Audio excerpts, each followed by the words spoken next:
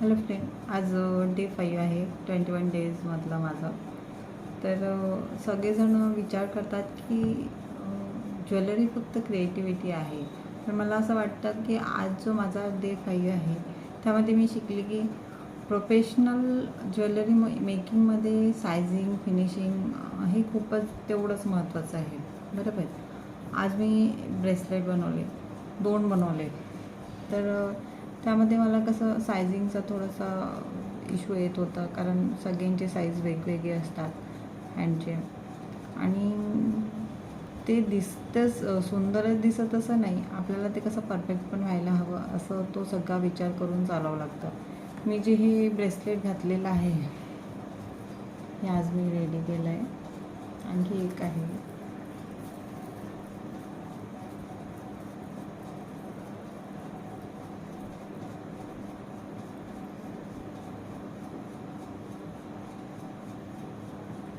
हा ब्रेसलेट आहे.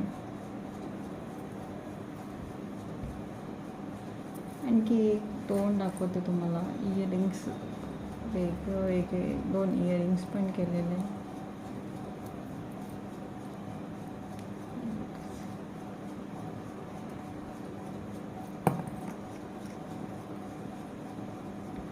बघू शकतो.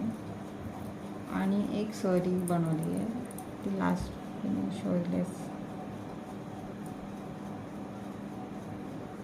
बघू शकत आहे ना.